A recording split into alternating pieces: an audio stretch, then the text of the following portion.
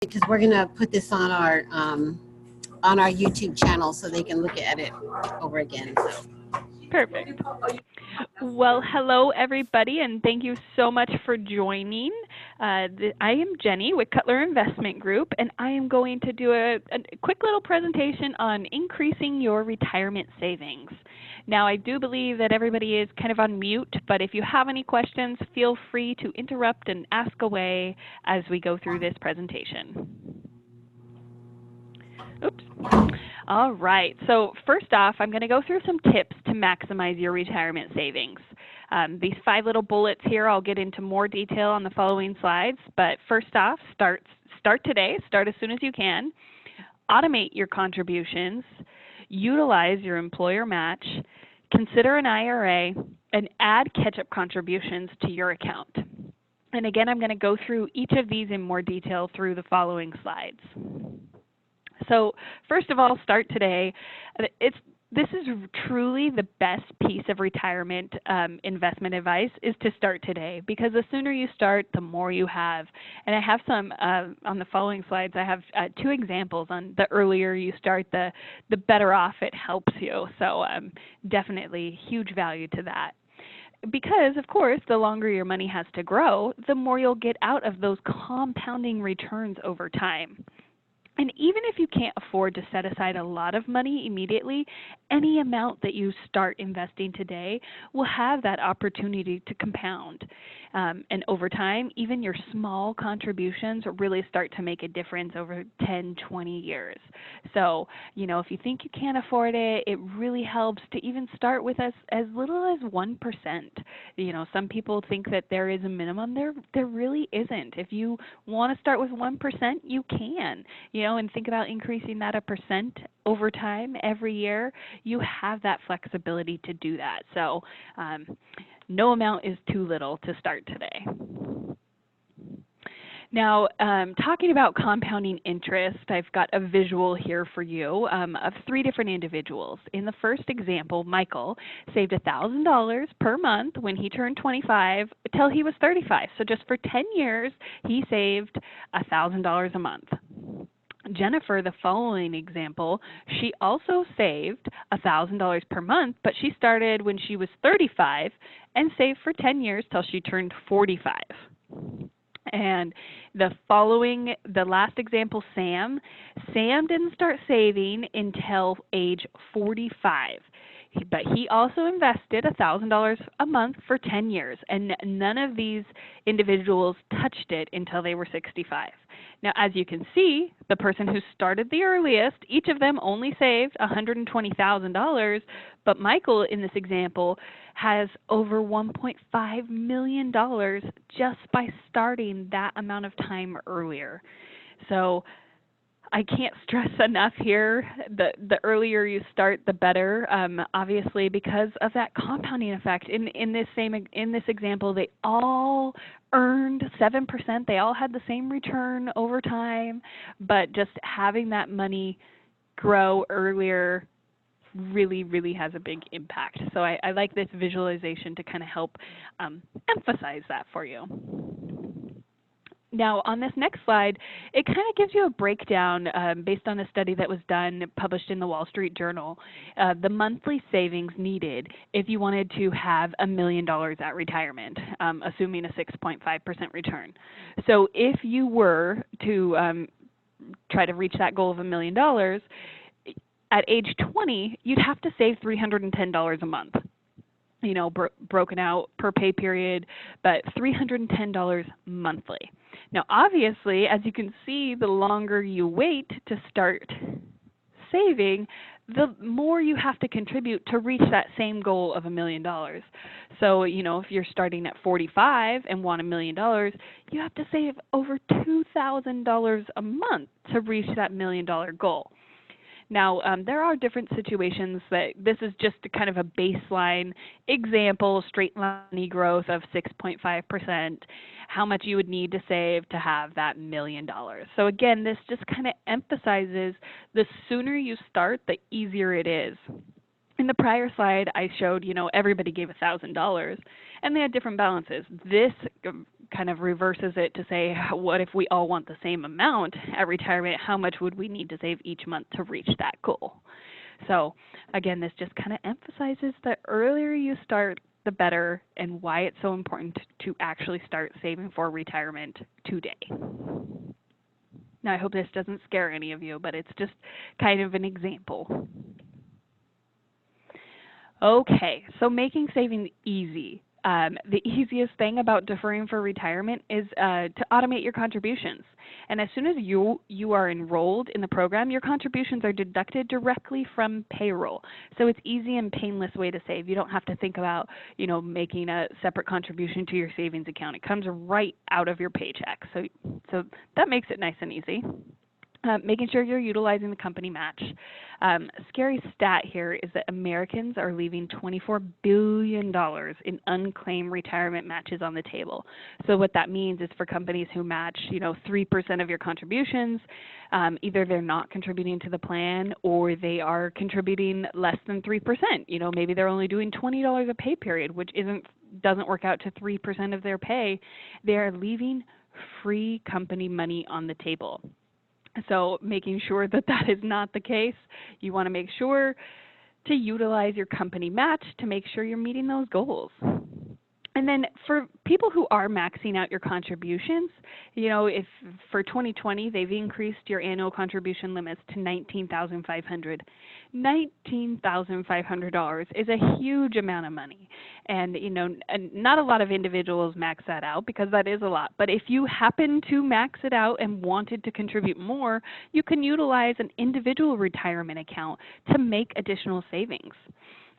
Also, if your spouse didn't have a retirement account, you could open up an individual retirement account and make contributions to that for your spouse as well.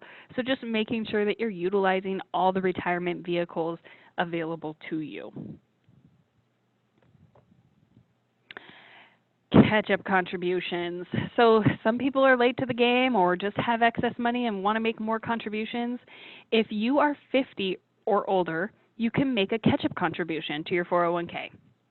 So basically, after you've put the maximum amount, the $19,000 for 2019 and $19,500 for 2020, if you're 50 and older, you can make an additional $6,000 contribution this year and $6,500 for next year.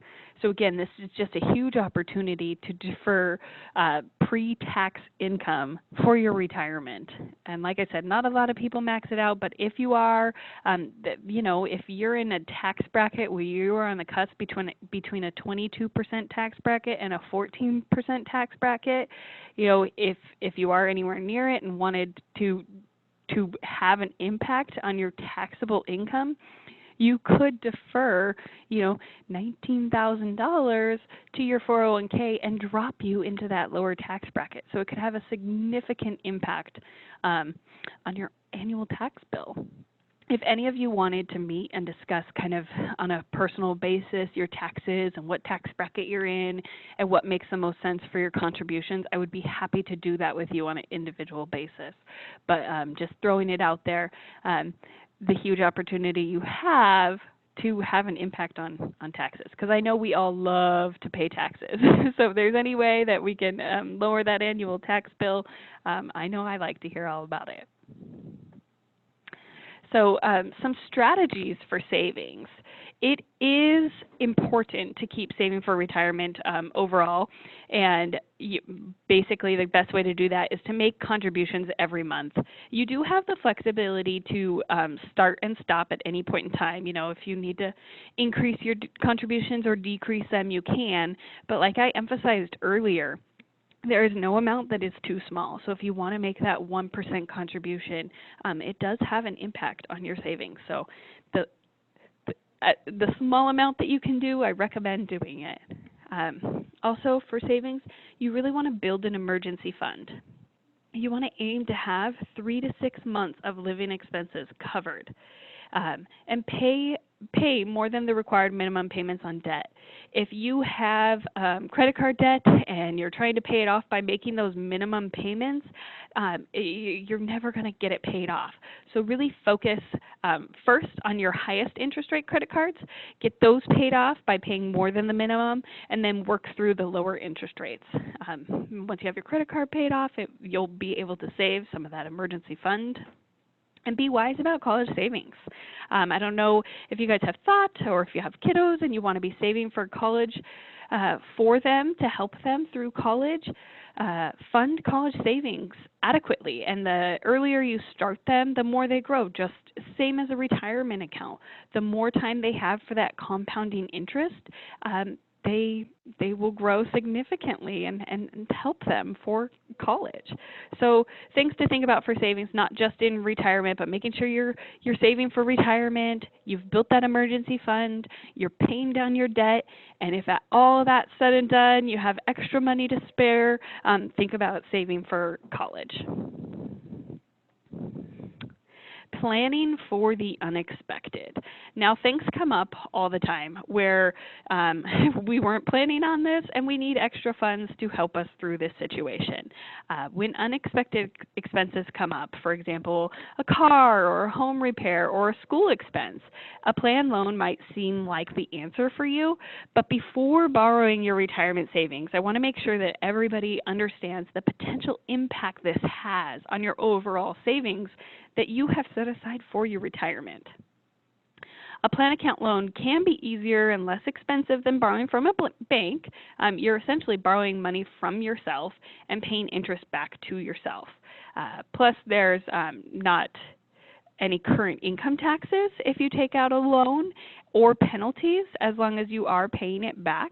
So that is a plus to consider when you are taking a loan from the plan, but you need to understand the impact that it has. And I've got on this following slide some information on the impact of taking a 401k loan and what it has for your retirement. So first of all, it's not free money. You are borrowing money from yourself. Payments are deducted from your pay each month, leaving you with less take-home pay. You know, yes, you took a loan, but now you're taking money out of every pay period to pay back that loan. There is a structured repayment plan. It is deducted directly from your paycheck, so that does help simplify things. And as I mentioned earlier, the interest payments are due on the loan principal, but they are repaid to your account. So you are paying interest back to yourself, which is nice. The money isn't growing. Since you took it out, it's not in there growing. You're missing out on potential interest appreciation, dividends that you would be getting if you were invested, rising markets, and of course that wonderful compounded growth over time. And yes, you are paying yourself back, so you are building back up that balance, but in the meantime, while that balance is not there, you're missing out on that opportunity. And if for any reason you leave your job, you still have to repay the loan. And if you're under 59 and a half and you default on the loan, not only do you have income taxes on the remaining balance, you also incur a 10% early withdrawal penalty. So those are all things to think about when taking a loan from a 401k.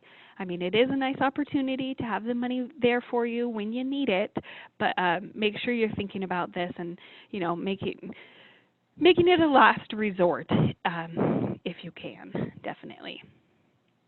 So what happens to 401k loans? Nearly $8,000 is the average unpaid loan balance. So that's a lot of money that people are defaulting on and paying taxes on. 10% of employees actually default on their loans, and 86% of employees leave the company before they've repaid their loan. So those are some scary statistics about loans on a 401k. So some tips to help you avoid the need for a loan is try not to accumulate too much credit card debt. You know, if you're staying on top of your expenses, it could help mitigate the need for that loan. And building that emergency fund that I talked about. Again, aiming to save enough to cover 3 to 6 months of your essential expenses. That way, hopefully, when that emergency does come up, you don't have to tap into your 401k for that loan. And if you have other savings accounts, definitely tap into those before you access the money that you've specifically set aside for your retirement.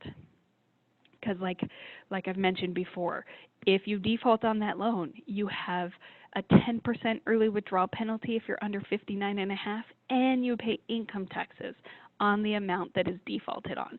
So, you know, that could be a really large expense. I mean, if you are in a 22% federal tax bracket, a 15% state tax bracket, and a 10% early withdrawal penalty for under the age of 59 and a half, that's nearly 50% of your account balance is going to taxes and penalties.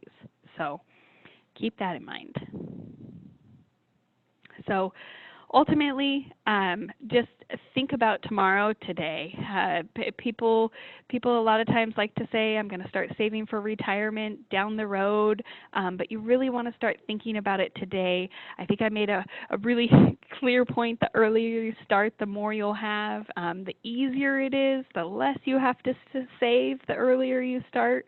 So there's a lot of benefits to start saving today for your future tomorrow. So that's it in a nutshell, the importance of saving and kind of the impact on if you needed to tap into your retirement before and the overall impact that that has on your retirement savings. But I wanted to open it up to see if anybody had any questions.